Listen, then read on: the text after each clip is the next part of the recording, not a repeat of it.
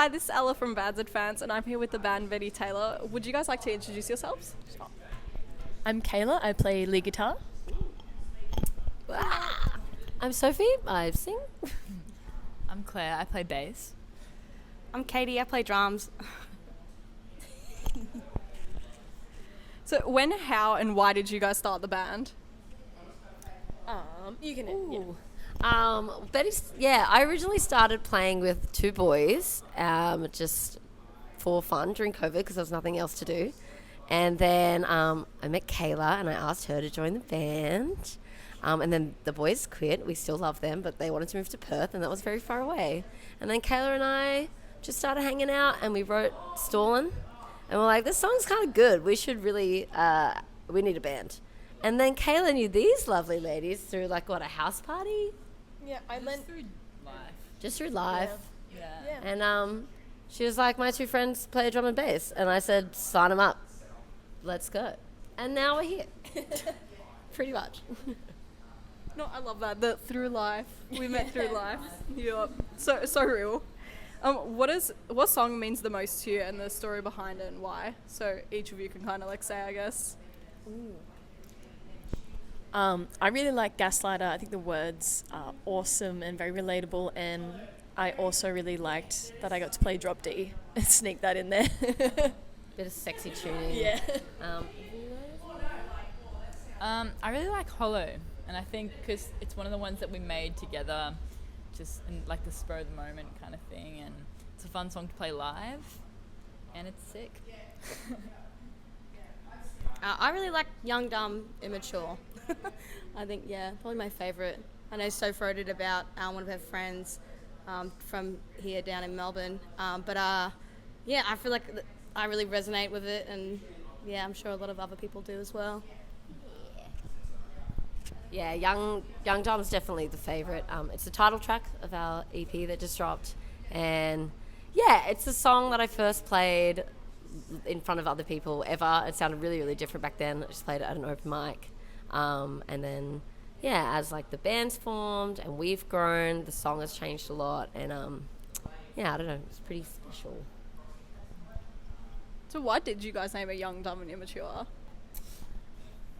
That's because I was dating an asshole who thought I was too young for him and a little bit stupid and a little bit immature, but it turns out he is all of those things.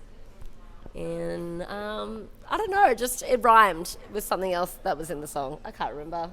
It's just fun. It's just a fun track. I knew when we rewrote it and the final version that we wrote with Aiden Hogg, it just sounded big and I knew I wanted it to be the title track. I feel like it really encompasses kind of everything that I was going through at the time. A lot of the songs relate to that person. He gave me a lot of content. And now I just get to tie that up all neatly in a little package and send it away and then, never have to see him again. No, at least you got more content off him. See, the men are they're definitely something, but at least you get stuff from them like that. Exactly. A good thing came out of it. Mm-hmm. Obviously this is an EP launch, so tell us about a bit about the new EP, any struggles with making it, anything you take away from making it. We honestly had the best time making it. Most of us have never been in studio before, and our producer Aiden just just took us under his wing and just pushed us towards greatness, and it was so much fun to make. I don't know. I thought it was great. I think when we started, so all the songs on the EP are kind of a collection of everything we've done over the last 2 years. And I think when we started writing music, this wasn't a goal or dream that I imagined for it. I was just cool, I get to go into the studio and record my first song ever. This is so sweet. And then we just kind of kept releasing singles and then, I don't know. This whole thing is pretty crazy to me. And so the fact that we even have an EP out is wild, and it's just been the best thing ever to make. And hopefully now we'll get to make another one and another one. But it's a bit of a surprise for us. What have been your best and worst shows so far? I think we call collectively. Who wants to say best? Okay. Should we start with the worst? Yeah, Vienna. Vienna.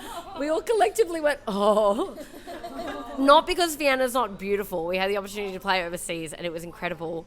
But 2 days prior to the Vienna show, we got stuck in the floods in Vienna. We had to get evacuated and it was just very exhausting and a little bit traumatic. And at one point we all thought we were going to die. We weren't. We just sat at the pub for 10 hours. But so our performance after that little trauma episode was not the best. I think we got up on stage. We all got off stage and just went, oh my God, what the fuck was that? I think all of us were just in our own, just mentally not even on that stage. Best show? Best show ever. Best show ever. Paris was awesome. Paris was really fun. Like, It was our, yeah. Paris was amazing. Everyone showed up for us, like obviously the Grogans as well, but they showed up early for the support band and it was just incredible. And the venue we had was just so good and just obviously the city was awesome, so I don't know. And we played... Yeah, I think the first time overseas as well, playing in that venue was crazy. We were all on such a high and... We'd had a few days in Paris to like hang out too. And it's weird because like being overseas is pretty surreal. And then I feel like as soon as we walked into the venue, we were like, oh cool, like this is what we know. We know this thing. And it was just really nice to feel like comfortable, like so far away from home and be like, oh yeah, this is our space. We know what we're doing in it. And yeah, the crowd was amazing. And yeah, first time overseas and having people there to support us was really cool. And the vibes were just good. Yeah. That would have been so like amazing though, like just such an amazing feeling performing overseas for the first time. Like I feel like that's such a milestone for a lot of bands to perform overseas, and I just think that's so cool. Yeah, like totally. amazing. How do you guys prepare for shows, both like physically and mentally, like as a band and individually? Do we do individually? We'll start with the collective. Through the band, there's just about 40 different group chats happening at once and so much information getting thrown around that gets missed. So we scramble as a band and then mentally we try and make sure that we've got all of our shit sorted, I guess. And then hopefully it all comes together. You got any rituals? Couple beers. and my warm-ups. I've started doing warm-ups now for my vocals because you got to do it. Yeah, that's about it for me. I think making sure that we're fed is a big thing. Food is good. And then just taking some deep breaths, you know. Just relaxing, getting excited. Yeah, I think just warm-ups. Yeah. Yep. Yeah. It's not very exciting. The rock and roll life is very, it's work sometimes. But I don't know. I like to make sure I try and pack in advance. Not like this morning though. I was packing to come here. How do you guys keep your motivation during slumps as a band? I don't know if we've had one yet. Yeah, I was going to say, I think everything for us has been so like just full speed ahead from the get-go. There hasn't really been time to stop, and if we do something and you're starting to feel a bit worn out and tired, then suddenly something else has popped up that's freaking unreal, and then you just get excited all over again. And you definitely have, like, especially touring and like in Europe, it's long and it's hard, but then like the second you get home, you're like, oh, why aren't we still there doing it? I don't know. I think we've just been very fortunate that, yeah, things that just seem to be going really quickly, and yeah, currently we're just trying to keep up, but yeah, it's really fun. I don't know, anything in particular? I guess just like playing new songs keeps it exciting. And Yeah. Yeah. No slumps for BT. You're just on a high. You just keep going on a high. What differs you guys to any other band? Like, what do you think differs you? Might be a hard question, but you know. Anyone got anything? I feel like a lot of the bands we've played with were pretty, like, we've got a lot of similarities, but I guess like we're just four girls having fun playing music. But yeah, I don't know. We're just like everyone else, but everyone else is also awesome. I know. I think Soph's lyrics and like her storytellings really stands out for me. Yeah. I think that's a little standout that people really seem to enjoy. Are there any up and coming bands that you guys would recommend? Well, Midrift, who are supporting us tonight. Love them. Anyone else? Heaps. Where'd you go? Yeah, go on. Jump back on. Bean Magazine. I just got so obsessed with them recently. Yeah, So they're really good. sick. Yeah. The magazine are rad. I don't know. You're in a folk bitch trio, isn't it? Yeah, but They're I feel pretty- like they're pretty up and they're coming. pretty established. Like, Yeah, I feel like Jet City Sports Club, but they're also yeah. pretty established. Yeah, everyone's killing it. Just give a shout out to Lola. She's a 14-year-old I work with, and she has a band called Greater Good.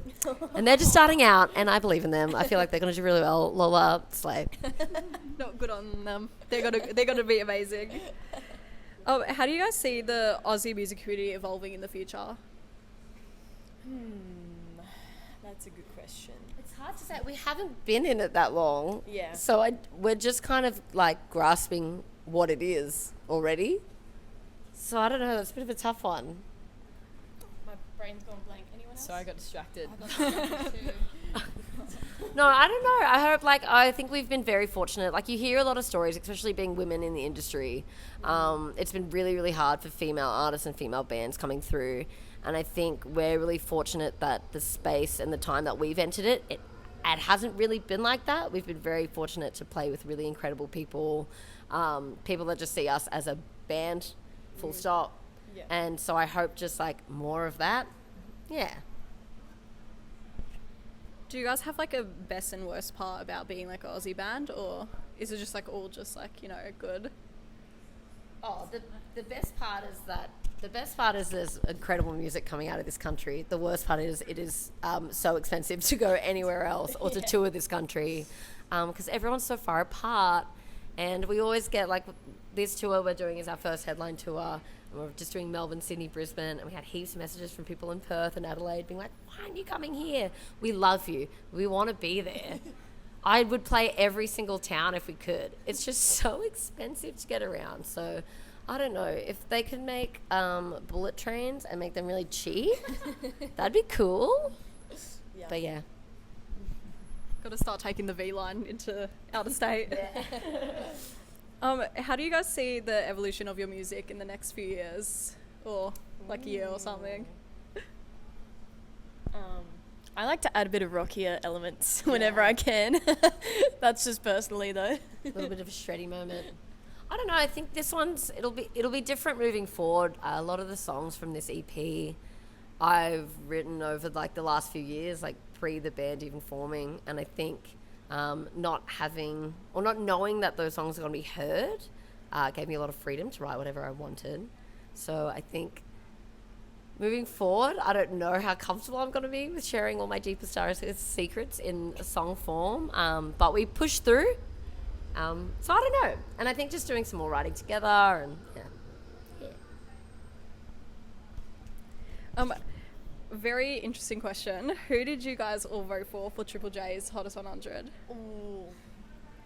I haven't finalised mine yet, but yeah, Bean Magazine, Don't You Die is probably going to be number one. Yes, I've got a very long short list happening at the moment, but Jerkin, I'm on the Sniffers. That song is just an earworm, and every time someone pisses me off at work, I'm just singing that in my head. I haven't submitted it yet, but Missy Higgins' cover of Troye Sivan's song is definitely going to be up there too. It's great. You should listen to it if you haven't. Also haven't submitted yet, but maybe Dramamine by Middle Kids. Yeah. Aussie artists. Vote Aussie artists. I agree. I think we need an Aussie artist as number one. Yeah. We definitely do. Fingers crossed. What could we see from you in the future? Are you guys going to be holding back a bit after this little tour? No, I think it's just full steam ahead. On the bullet train. We're getting on that bullet train and we're going. One of the last questions, is there anything you'd like to promote or anything you'd like to say to fans listening? Oh, there's heaps. Yeah. Oh wow. We have an EP and it's going to be on vinyl, but we got these cute little CDs today and We just got them like 15 minutes ago. we're very It's excited. really excited. We got CDs. There's heaps. There's an EP. Obviously, this tour is happening. There's heaps of shows happening in the new year, and then there'll just be lots of new music in 2025. So you just have to keep your eyes and ears peeled. Well, thank you so much for saying yes to this opportunity. I know that this tour is going to be absolutely amazing. We're going to stay and watch, of course. So we're very, very excited. But thank you so much. This has been Fans and Fans. Bye.